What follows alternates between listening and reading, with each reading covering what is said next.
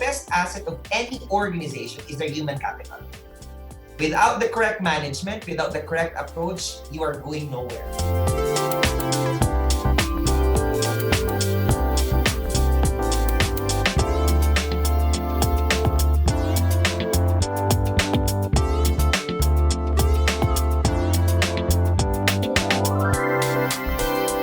Hello, everyone, and welcome to Loop Me In. This is the podcast for job seekers, young millennials in the workforce, for the go-getters and the visionaries. And we are available on Spotify, Apple, and Google Podcasts, YouTube, and Facebook as well. In Loop Me In, we will discuss new opportunities in the job market, trends, and innovations in different industries, and we will loop in thought leaders in the workforce to pick their brains and listen to their inspiring success stories. This is Jules Rodriguez, and I'm a co-founder of Plastic Tides. Our nonprofit organization is on a mission to clean the rivers and seas, not just here in the Philippines, but also in the entire world. And I also love to hike, go outdoors, and I love exploring the mountains here in the Philippines, such as Mount Batulao, Pico de Loro, several mountains in Negros Island, and northern Mindanao as well. And of course, my favorite, the Taal volcano. So of course, preparing for a hike is essential. It's no joke. You need to train for several weeks, have the necessary equipment, and work with a team. Then, going through the whole terrain, you'll experience different challenges. Unpredictable weather, rocks, mud, food, shelter, things that you'll really have to build for yourself. These are the basics. But when you get to the top, it's one of the best feelings in the world. You take a moment, you breathe the fresh air, and of course, you take a photo so you can post it on your Instagram.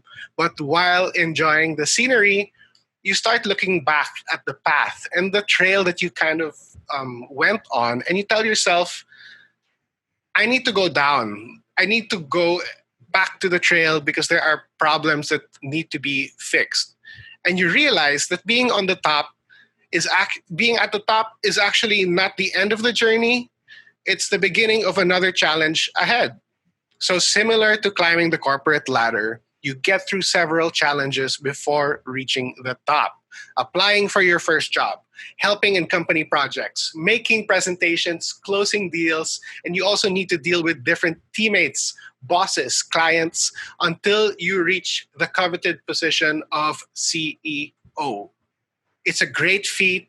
You've reached the top, but of course, there are new challenges that you need to face. Ladies and gentlemen, for this episode, I'm so excited that we are looping in the CEO and co-founder of HYBrain. HYBrain is the only non-Manila-based organization to be invited by the Health Information Management Association of the Philippines as a member delegate to the Philippine Roadshow 2018, and he is the youngest appointed Board of Trustees of Bacolod City College, a community college in Bacolod City. This young and accomplished Filipino will share his story about his journey on becoming a CEO and co-founder of HYBrain. Ladies and gentlemen, we are looping in. Let's give him a round of applause, Mr. John Dave Dueñas. Thank you so much, Jules. Honestly, when you were talking about preparation for mountain climbing, it made me realize also and got me recall all of the things that I have done in the past also in preparation for HYBrain. I'm so happy that this really triggered that for you because I'm really happy to have you here. Can I call you JD? Yes, definitely. Okay, cool. So JD, quick fact, you guys, you're based in Bacolod? Yep. And you were born and raised in Bacolod? Actually, I was born in Olongapo. Oh, nice. So my parents, my dad is from Toboso. It's one of the northern municipalities of Negros Occidental. My mom is of the Porous clan of Iloilo. But then my dad wasn't working for a mining company back in Zambales. That's why I was born in Olongapo. Ah, very nice. And yun nga, parang I feel like it's nice that you also have the ability to have different roots. Parang iba yung perspective mo rather than just staying in one place, right? And I think that's really important in making or just finding out the influence to your decisions. So I do know that you are the co-founder of HYBrain, and I have read up on HYBrain, and I do know the services that you guys are offering, but I would love for our listeners to know exactly what HYBrain does. Would you care to give me a 101 on HYBrain? Sure.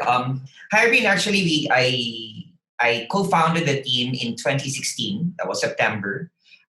We started as a software development house, so we basically were offering a full cycle of software development, coming from scope requirements, design, development, implementation, and even deployment. In 2017, I'm sorry, we got into a contract with one hospital who wants to change their system, their hospital information management system. And that's where we got ourselves entangled in the entire healthcare industry. The funny thing during the time was that in the entire Philippines, we had 2,456 hospitals. And out of the 2,456 hospitals, only five accredited organizations were developing hospital information system. And during 2017 also, there was a white paper that was published by PricewaterhouseCoopers that established the Philippines by 2035 to be experiencing a 1.1 million deficit of hospital beds and a 1.2 million deficit of medical care professionals. When we were looking at it, we could not create hospitals in the next, 16 years or 18 years during that time. And we could not, develop or have an outcome of the best medical care professionals with a short span of time. And then I guess it was really more of how do we look at changing our spectrum in terms of healthcare management. And that's where we found out that in one of the sections of the PricewaterhouseCoopers white paper was that there would be a shift of how we do healthcare from a mano-mano paper trace. There would be a big demand for digital transformation in the healthcare industry. And in 2018, that's where we decided that we will now step back from being a full-blown software development house and focus in becoming a healthcare information technology player in the business. And in 2019, we got those kind of attention. We were able to even get the attention of Globe, being one of the big telcos. So we are one of those startups that got actually a reseller agreement with them, and it was a pain. It was a pain and at the same time a fulfilling process that a big telco like Globe believes on our product, and now that they have 97% linked to the entire hospitals in the country, and having 250 plus sales agents, that gives us a big spectrum of reach. By the entire COVID pandemic also, we were quite very excited that a big corporation, which is San Miguel Corporation, actually used our system when they have developed their own COVID-19 laboratory. So it's becoming like a very big, not just a pat on our backs, but it's more of trying to understand that technology becomes now a great equalizer of things. Even though, organizations or clients are not within Bacolod, we get their attention, and that basically is how HYBrain has been. And we're really looking forward to being one of the leaders of the healthcare information technology, not just in the Philippines, but in the entire Asia Pacific region. The big demand actually and the shift of that is what we call democratization of the data. We're quite what's very exciting at this time, even though it's a pandemic era, is more of at this time because of the SMAC, not the SM Advantage card, but it's becoming social, mobile, and the access and being cloud ready. All the data that we have is being democratized. With how we look at things in the past, it's more of we're very dependent on how our medical care professionals would want to tell us what to do. If our doctors would tell us to jump, we're just going to, how high? Blindfoldly trust them and just say how high. Yep. Now it's more if the medical care professional would say jump, we're just going to say, why are you telling me to jump? So it's becoming this kind of data being handy, and we have those kind of access that actually changes the way we think.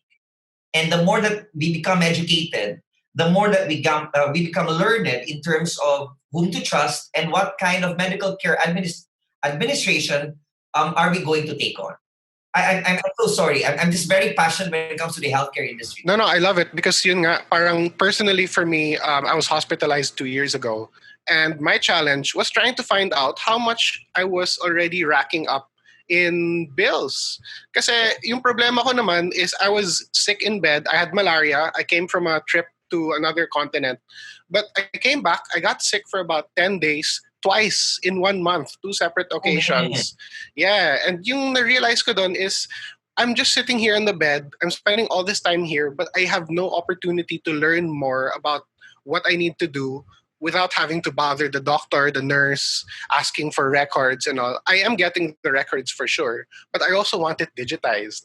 So the latter part of that whole year was me taking pictures of the bills and trying to digitize it. Trying to understand how it is. Yeah. And I don't know if you have experienced it also. When your doctor says, okay, Jules, you're ready to go. As for me, like whenever my doctor would, I get also hospitalized. That's why it's very close to my heart. Whenever my doctor would tell me, John, you're ready to go, or JD, you're ready to go, that would be 6 a.m. The worst part that you'd experience is that you will not be able to go out by 7 a.m. You would be able to leave your room by 3 in the afternoon or 4 in the afternoon. And then when I sat down with our clients, I said, what's going on? Like, why is it that when my doctor gives me a clearance that I could go, that's what we call discharge notice, why is it that I have to wait for like 6, 7 more hours? And that's where we understood that at times a hospital is really more of a conglomerate of businesses under one roof. And that's where we understood that at times also these departments function in silo. And understanding how they are is actually more of identifying the pain points and trying to solve them by providing solutions. And just to piggyback on that kind of statement, HYBrain, apparently we were able to develop the first and the only fully integrated hospital information management system in the entire country at this time. So our accounting system is our system. The admission to discharge system is our system at the same time. So by one click of a radio button, anything that you need to know pertaining to your cost and pertaining to the top management in terms of statuses of their cash flow, statuses of their performances or performance ratios, it's readily available. And that gives me such kind of pride also because I'm dealing with 23 to 24 average age of software engineers. And these kids, I definitely say kids because I definitely say like I'm a decade. I'm just gonna claim I'm a decade older than them. Own it. It's okay. They would look at a certain issue in a very creative manner, and they would always tell me, JD, you know what? If those are 5 processes, we could cut it down to 3 Nice. without jeopardizing the data that we have to collect. And these are the things that we add value on the table. We are not just going to be one of those software developers or software engineers that are going to tell or who are going to tell our clients, this is the best thing for you to do. But it's always about what's your problem? We want to sit down with you on this one. Let's roll up our sleeves and understand how are we going to solve this one. Nice. And yun nga, I feel like it's the challenge now of quantifying or calculating all this type of information into numbers, putting it into your system and knowing and being able to track and even in the future create probabilities. Exactly. So that's the beauty of it now. All this data is like... It's really the perfect thing that my team is working on right now is we're dealing with artificial intelligence, machine learning. Okay, if I would go back to my first statement before, we have actually right now in the Philippines, we have 2,900 plus hospitals already. And it's still in counting, okay? In the Philippines, it's not healthcare. Not only, I think, in the Philippines, I think majority of the global community, for me, it's always about sick care. It's not healthcare. We visit our doctor, we go to the hospital if there's something wrong. But if you would want to be very proactive and understand healthcare, you have to be mindful of getting your checkups periodically. And when you're dealing with artificial intelligence, I would be saying like, okay, Jules, I would want to look at your we call this one as risk factors in your health. I would want to ask what are the probability or diseases of your parents if you have undergone a major operation, like what are your baseline of your laboratories and what kind of lifestyle do you have.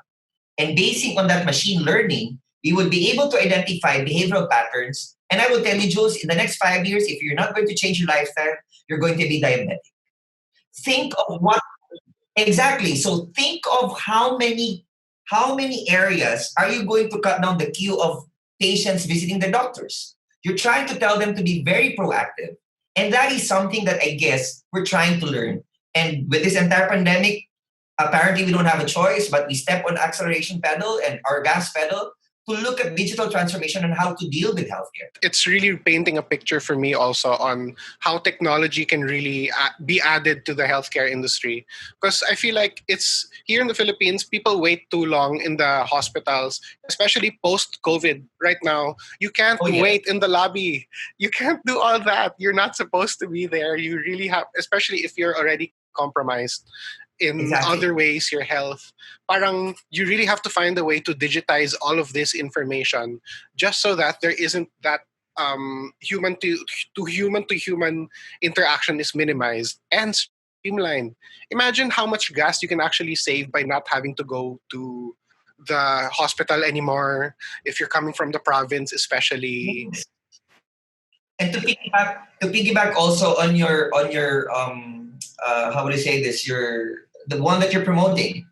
Think of how many carbon footprints are you going to cut down without leaving your house. So Okay, so you're working out of Bacolod right now, and one thing yes, I know, my dad's from Bacolod. I spent so much time there growing up as well. The culture is so dear to me, and I did realize nga that Bacolod is also quickly growing as an outsourcing capital. I feel yeah, like it's the reason why you guys are able to operate this way is that your team is also super flexible. You guys have the ability now to not just code but also understand your clients' needs because you understand the culture of your clients because of your adaptability. So how would you say working over there in Bacolod gives you this sort of like parang um, obviously years ago this might not have happened as easy considering connection speeds, adaptability, and all these things. So I feel like you really are at the right point to be growing this business. So how do you see your field now? How do you see your playing area over there in Bacolod now that you're connected to the rest of the world? Do you feel like you still need to move? Do you parang I'm going to tell you more before I would be answering the questions. I would give you first a premise. okay? Um, Having to head the ICT Council or the Information and Communications Technology Council for Bacolod and Negros Occidental for 2 years, I was able to understand the entire business environment and how these factors affect we call them locators, like the business process outsourcing companies, or we call them the ITBPM or the Information Technology Business Processing Management organizations. First, we have the best speakers. I agree. Okay, I mean, come on. I agree. Second, we know how to party. No. Just You take care of um, your people. It matters. it matters definitely. We know how to take good care of our clients. We know how to put them on our shoes. We always, when there would be a lot of visitors visiting the province or the city, we know how to take good care of them. It's the Ilonggo Um, magic. exactly. Third, actually, is really more of trying to give it to the people that we work with here, from the LGU to the academe to the entire private industry players. In 2013, we were considered to be one of the next wave cities in the entire country. If I'm not mistaken, if my memory would serve me right, in 2016, we were considered as one of the top 100 cities in the entire world to relocate Wow. for an IT BPM Wow. organization. And that summarizes everything that we can offer. Our ability to speak the language. You know for a fact that I just hope not everybody would kill me for saying this, but in the time of the boom of the sugarcane industry, one of our cities is actually considered as the Paris of Asia. Which That's one's Silay. Silay? Yep. Hilagas. Yep. That's where the sugar barons live. Yep. And remember during the time the sugar industry is a white gold. Mm-hmm. And during the time that the American bought us from Spain, even before that, Negros has its own republic. Yep. And the only one of the conditions that we would heed the Commonwealth government that was brought in by the Americans was to actually make it a point that there would be a certain quota for sugar importation in the US. Before they would buy sugars from other countries, they should first meet the quota for getting it from Negros. Nice. So come to think of the kind of capacity that we could buy, the type of exposure that our people here would get into. So the type of friends that my dad would have in the past, the type of life that, these kind of people are trying to experience. As what you've said, the more that you experience how to travel, the more that you get to see that, there's a big world out there, but that doesn't mean that I'm a small individual. That means it can hold me to be very competitive, and that basically gives us that kind of leverage. So in going back, if you're asking if I would move around, no way. Manpower in Bacolod is 40% to 50% less compared to having it in Manila or in Cebu. Yeah. There are 11 landing points of the fiber lines in the entire Philippines, and one of which is in Cadiz, which is in Negros. So that kind of connection gives me what? Gives me a leverage that I have the infrastructure, I have the manpower. The only thing I have to do is try to tell people that, look, you can do better, you have to get our services. I love it. I really feel like yun nga, parang the whole world has sort of flattened already with the ability of the internet as the great equalizer. So it's now about the quality of service that you can provide na rin. And yes.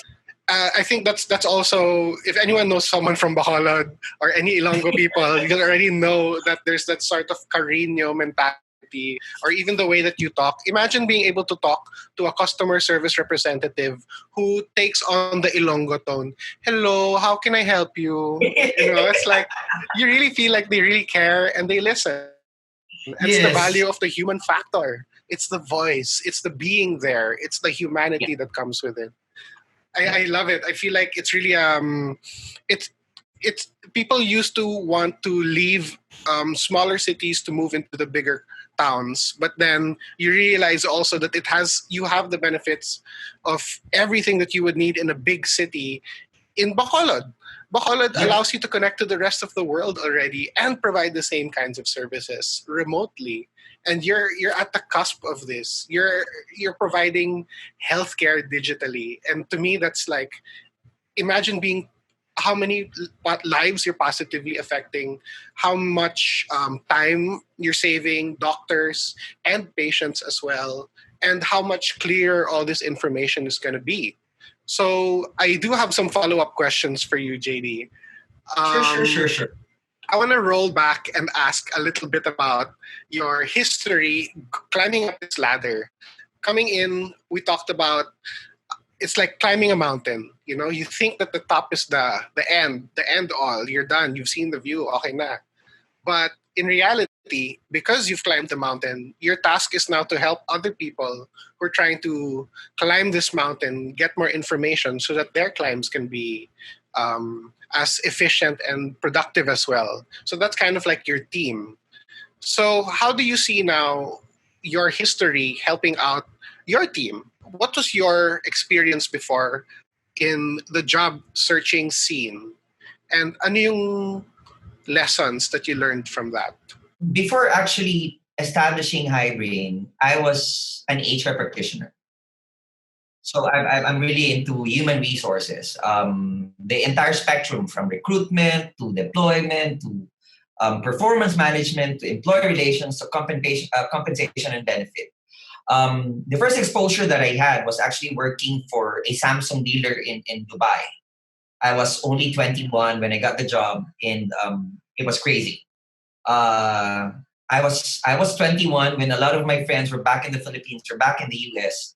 They were just, partying outside. And for me, my day starts at 7 in the morning. My day ends at 10 in the evening. Sorry, at around anong years to in Dubai? What year was this in Dubai? This was 2000 and I'm not mistaken, 2006, 2007. So that's when it was really booming na, right? Like was, money was yes. pouring in. Oh, yes. Okay. Man, like our colleagues in the office could even buy a Lamborghini. And that's how crazy money was in Dubai during the time. But the funny thing there was that I have learned it worse, that being an HR in the Middle East, you become a nanny to everybody. From recruitment to processing of their visa, to buying their tickets, to looking for their flats, to getting their cars. And at the end of the day, my worst experience was that you're being called at 1 in the morning, and then one of the managers would just tell you, JD, my aircon is not working. And now I wish you could just tell him, like, look, I'm not a technician, go to hell. Pardon my French. But I can't. I still have to say, okay, let me get back to you. I'm going to call your Natur, which is the building manager, and I'm going to, make sure that it's going to be resolved. And I think that pretty much summed up the entire being customer-centric kind of attitude that I had. I don't know, but a lot of my friends would not believe me in saying this, that I'm an introvert. I would just love to, read my book, do my scuba dive, watch my TV series, and that's just it. But when you get to be in HR, you have to be a salesman. When your salespeople in the team would sell your services, being an HR person, you have to sell the company to the people that would be selling your services. And that basically made me realize that the best asset of any organization is their human capital. Without the correct management, without the correct approach, you are going nowhere. And that basically moved me from being an HR admin officer to an HR assistant manager, to an HR manager, to an HR director, up to the point of becoming a chief operations officer for an outsourcing company. And that's where I realized that, it's like when you're looking at the outsourcing industry, you're looking at like Tinder. You have someone needing a service and someone can offer the kind of service. I just hope I'm not playing around what kind of service are we talking about in Tinder, okay? Don't misquote me on that, because I could see already how you're laughing. So it's more of you get to see that there's a demand, then there's a supply, and all you have to do is match them. And that's how I started looking at it. But understanding a spectrum also of how we evolved to being service-oriented to product-oriented made us realize that, the movement of the industry is not just going to make it a point that the Filipinos is just going to serve. We can make our own product. We can lead. That we proud of, yes, and we can lead the way. Because at the end of the day, you go to all organizations outside of the Philippines, one of the top performers that they have are Filipinos. Then why can we not do that ourselves? And that, I think, made me realize that, okay, there's an industry that is in need. And then there are people that I could play around. I don't want to use the term play around, but there are people that can, offer the services and can help me with my whims and my craziness of a vision that we can create a product. And that basically moved how from me being an employee to becoming an employer. But it's just really more of when you try to understand the dynamics of an organization, my way of working with Samsung in the past is not going to work with how I work right now with my millennial team members. And understanding their dynamics is actually the way that we would be able to understand how to pull them towards a goal or an objective. And trust me, dealing with millennials is also just like dealing with my nephews and my nieces. I'm not trying to say that my nephews and my nieces are millennials already, okay?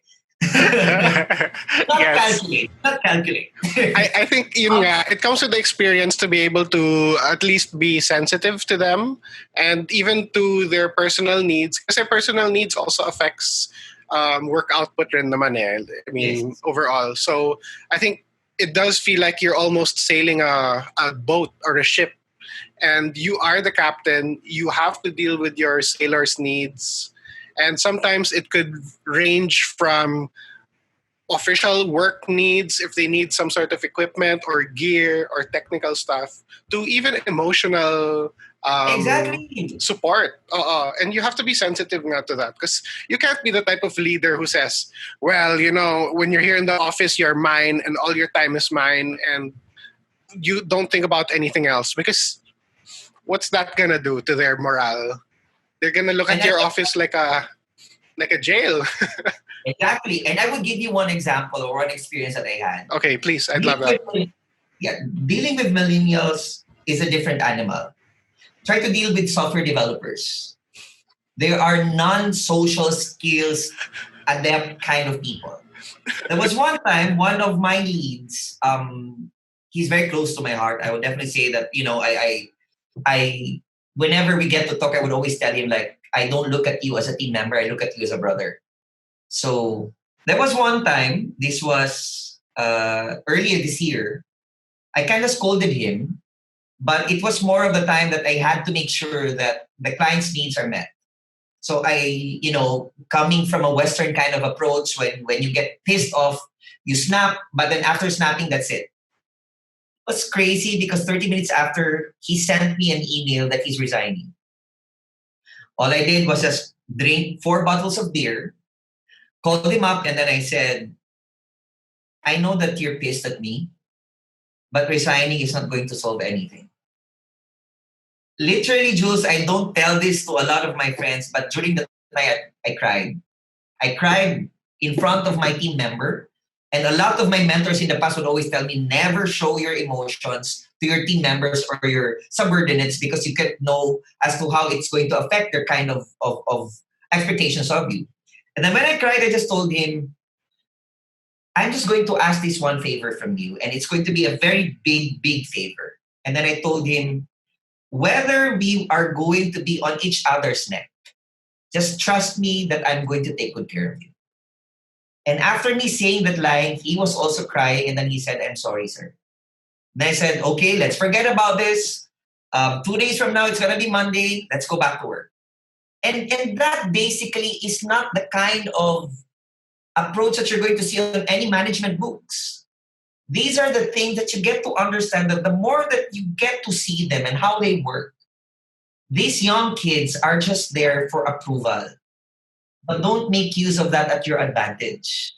Use that kind of approval to push them to be better, to hone them to be the best of what they can be. And that basically brought me to a lot of realizations also, that at times when you're pissed off, please step back, don't talk to your team members. And there would my HR would always tell me, JD, this is as per our handbook. And then I told her, who approved the handbook? You. Okay, I'm vetoing this kind of situation. I said, I'm not trying to tell you that we are going to practice vetoing every now and then, but it is not always about the rule of the stick. You always have to understand where people are coming from. And that is something that I guess brought me to the kind of principle because of my HR background. That some people who are top performers get to, dwindle down in their performance, not because they don't love their work, but it's just because there's something wrong with what they're facing, or there is an issue that they have to face. So, yeah. I have a question for you in terms of management style.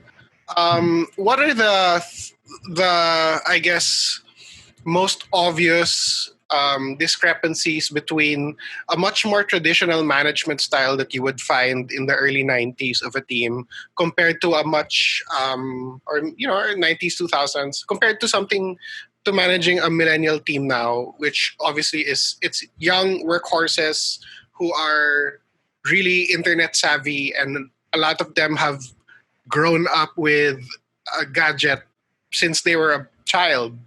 So there is a difference now in management style compared to post World War II industrial stage world, compared to the sensitive and thinking workforce that we have now. So what do you think would be a skill or a condensation of mantras that you would have for yourself whenever you feel like you're having a hard time? Or at least you're trying to understand pero mahirap pa rin. Ano yung mga mantra for you that you feel like works? We are very typical in terms of when you go for a corporation, you always have this corporate strategic approaches on everything. That works. Don't get me wrong. But in the time of a very fluid landscape in terms of the business environment, we call this one right now as the time of the age of agile.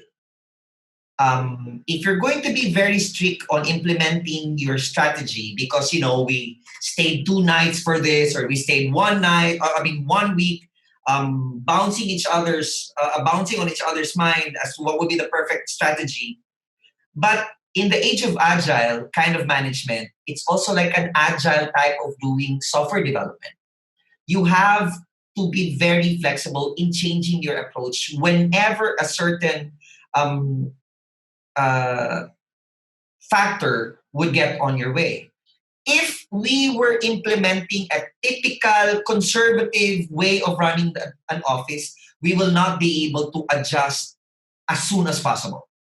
Because, of course, you're going to look at where are our documents? How are we going to do our backups? How are we going to do with our machines? How are people going to, discuss, and how are we going to collaborate? But because of our mantra of making sure that if there is a client requirement, and even if it's going to be 11 in the evening or 12 midnight, we should be able to answer it. That means our communication lines are always open. We were able to adjust. To add to your point, it really does. I'm getting this vibe nga naman that you are a problem solver. You want to be able to sniff out where the issues can happen in your service chain. But also, what would you say are the sort of, I guess, skills? Or can you say that it really helped you become a better CEO? Parang, would you say this problem solving instinct in you help you become a better CEO? And if yes, how? I think I'm going to say a statement that will have a caveat. First one, I love to micromanage in the past. Gusto kong pakialaman lahat. I wanted to know what's going on, even if I have people that I have delegated the task. But I think when you step back, you get to understand that you have to trust them. But at the end of the day, also, you have to understand that it seems like there are forces that have blinders. Okay, so they could just see one area. So your role as a CEO is to make it a point that when you're stepping back, you get to see the peripherals as to what will affect them in the long run. Like for software developers, they are very, very critical that this is the requirement that we have, this is the requirement that we're going to work on. They don't love, I would not want to use the term that they don't love to analyze, because our business analysts will do it for them. But at the end of the day, we're trying to imbibe the kind of mindset to them that you should not be sticking to your own role. You should know how to cross-reference what you do to the other department so that you get to understand the entire spectrum. So I think to become a good leader, you have to let your team understand that you're willing to work with them and not on top of them, but with them, trying to see the pain points and trying to understand it from their perspective at the same time. It doesn't mean, again, with the kind of management that we do in the office, it's not always about I'm better because I have the position, or they're lesser because they're of lesser rank. It's always about how do you look at this, because the way I'm looking at it is this. And that is something that we were able to imbibe in them. That I remember that I was telling, I was joking around with our utility worker, and my utility our utility worker was, I was asking her, I said, do you feel proud that you're working with us? And the perfect line that I heard from her was that I feel proud that my team is solving the issues of the hospital. And I am a part of that. That basically gave me that kind of pat in the back that, yeah, I was able to build that kind of environment that everybody knows what kind of added value are they bringing on the table, regardless if it's going to be a small task or a big task. They do understand that they are part of the team. And again, it will have to be credited again to how I was trained as an HR professional.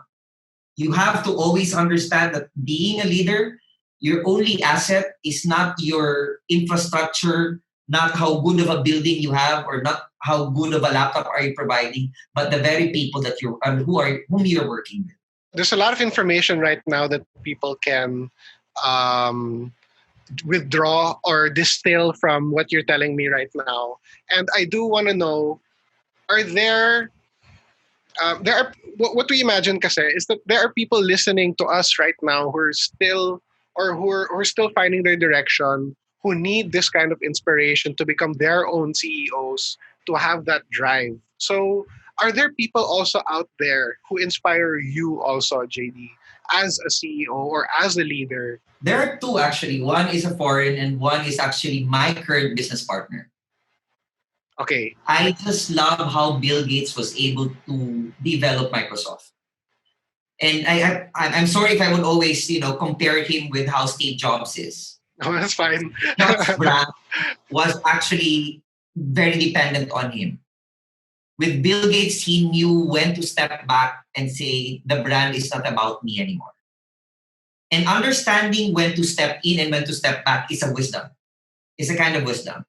When to take the elm and when to say, okay, I think it's a time for me to focus on something else because they could do it better than me.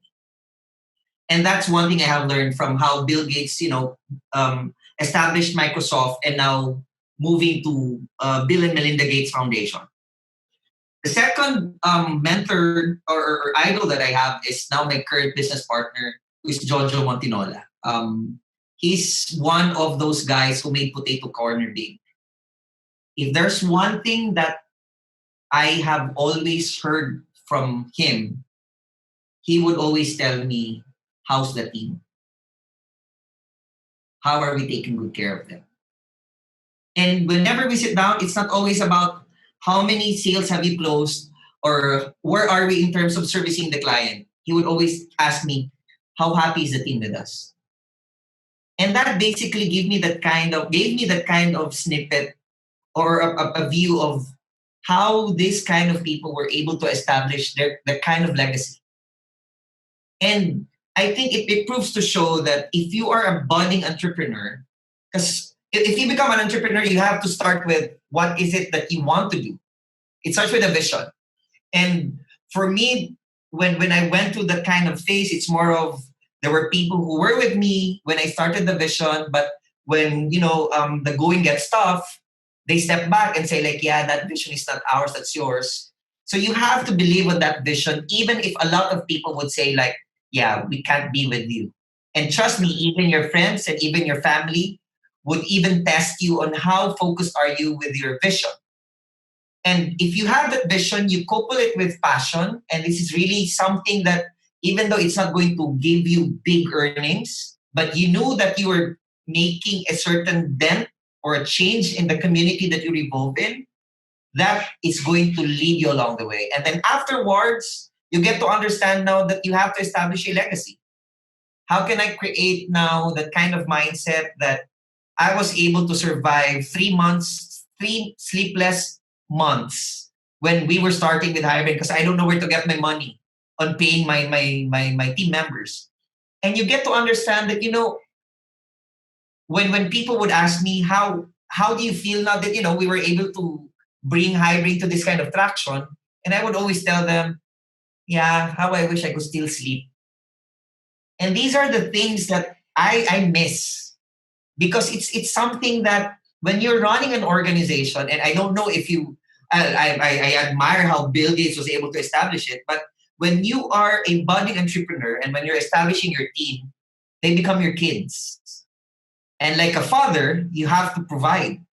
You have to make sure that their needs are met. And then when you're talking to them, you also have to look at not just their physical needs or not just their financial needs, but also their emotional needs. And these are areas that at first I flanked because I was more of trained in a way that, okay, I give you the money that you need, I give you your machines that you need, and I'm okay. But at the end of the day, there's an emotional need that you get to understand that what I did was, what did I do when I was younger and I was growing up? How did I look up to my dad? And that's the kind of mindset that I always put in my mind whenever I talk to a person in the office. It's like, how would I want my dad to talk to me when I committed a mistake in the past? How is it going to be more effective? And the funny thing, actually, Jules, I got an interview in 2018 for a second US visa. And the consul asked me, are you single? I said, yes. You have kids? You have a property? I said, yes. You have kids? I said, no. Then she was looking at me, then I said, but I have 5 employees. I think they are more than enough. And then she was laughing. And Actually, that's one thing I guess that we have to understand, that as a leader, you have to look at them as kids. As kids, they need guidance. You get to understand where are they coming from. They might be crying for something, but they mean a different thing. And it takes a lot of exercise also, and it takes a lot of patience. And I think that's one thing that I would want to tell people. If you have the kind of nature that you're willing to take risks and you're willing to build and empower people to become better version of themselves, then yeah, you are in the pathway of being great. It's really like a test now of how well you can see through other people's eyes, because that's really what's going to give you the perspective that no one else has. The more of those eyes that you have, the better you can actually understand your environment. That's the number one rule of survival. Always keep your eyes Exactly. open. Exactly. So I do have a quote to share with you, or some idea to share with you, and I want to get your feedback on it. Okay. So there's an article published in Inquirer on November in 2016 talking about Manny Pangilinan, CEO, obviously, of First Pacific, and also CEO of PLDT, talking about what the requirements are to become the CEO of PLDT. So, what he said in this article, he was asked about what is non negotiable as a trait for the new CEO. And he responded with work over family, period. If I could see that in a person, you're it. So he continued, there's always a price to pay. You can't be the CEO of this company on an 8-hour shift. Can you give me your thoughts on that? On what MVP's thoughts are on being a CEO, and your approach on being CEO, and what's your reaction to that? I totally agree. I totally agree, not just 100, but 101%. Um, there was one time in the office, I would always go back to how the office setup is, Jules. One time, one of my team member went to my office and he was crying because his son is going to be rushed to the hospital. But then there is a deliverable to one of our clients that is on the day. Then when he was crying, I stopped him and I told him, get a tissue, wipe your eyes. You work for your family. So that means it should be family over work. That is for the middle managers and the rank and file. But as a CEO, you have to make sure that if a certain work is being left, someone should take over. And MVP was perfectly correct. Anybody that can put work over family is a perfect CEO. Think about my statement before with the consul in the US Embassy. I have 35 employees. I think they are more than enough if you're going to ask me if I have kids. Because I have to make sure that I am taking good care of them. If you are a CEO, you have to provide for everybody. You have to take good care of them. You are the padre de familia, if you're going to convert that in a basic unit of our society, which is the family. And that is the role that you have to take good care of. So it's becoming clear now that in all spectrum, everybody will run to you for questions and everybody will run to you if there will be problems. And how you wish you could just call your board of directors at the middle of the night and say, like, yeah, I have one manager who's clamoring for something. It's, I think, just to rephrase it, I think it's more of a work family over personal family. See, it's always about that. It's always work over personal stuff. Right now, there are people out there who are listening, and they want to be in the position that you're in now, JD. They want to be the CEOs of their own companies in their own industries as well. And I want them to understand um, just a message from you that right now you're talking into their ear. They're probably busy doing something or on the PC listening, and we're just 50% of their listening right now. But if they could hear you and they could hear you send that message, what would you tell our listeners right now? First, never be afraid to commit a mistake. That kind of mentality was, engraved in our minds by our academic institutions. that whoever has the highest grades are the best students. If you would want to run a business, you have to commit mistakes. The faster that you commit mistakes and the faster that you pick up yourself is actually going to be at your advantage. In the startup world, if you will not fail the first time you try, you're not even like in the best fit. Because you could not create a perfect product until you commit series of mistakes. These mistakes should not be something that you have to be scared of. These are mistakes that you should use as a leverage or a stepping stone. It's a different story if you're going to commit the same mistake. That definitely is a different story. Second, know something within your heart as to what is it that you really love. Something that even if you're not going to earn anything, you are still going to be smiling and saying you have a soundless sleep. And third, never, never, never shy away from inspiring other people. So there's just those three things. If you have that, that means you have the level of maturity, that means you have the level of experience and exposure, then I think you're good to go. JD, I don't think I can ask any more questions. You really filled it up with so much information. And I feel like I learned a lot this evening. Thanks. I wish we could talk more hours, but we do have to end this podcast. Come to Bacolod. Beers on me. I will, for sure. I do want to go to Danhugan, so that's exciting for me as well. I've been there once, and it's something that I feel like would be happening in the future. JD, it has been such a pleasure to have you on the show. I'm so excited to be able to get this information as well to everyone out there who has been inspired or is being inspired by your work. I want to know, JD, where can we find you and HYBrain online? Okay, I thought you were just going to say where you could find me. You could find me in the house. You could find me in the office. In Bacolod. Oh, actually, we have a company website. It's www.hybrain.co. We also have our Facebook page. It's HYBrain. We are also active in Instagram and in Twitter. I do have my personal Facebook page at the same time. So we're quite maximizing all of the social media platforms. So yep, if you guys have some questions and you would want to reach out, just holler. And I can find you as well on LinkedIn. Definitely. Yes. Correct. Thank you so much, JD. It's been such a pleasure. I really hope you have a great evening. I can't wait, and thank you for looping us in. Thank you so much, guys, and thank you for having me. Thank you for having me, Jules.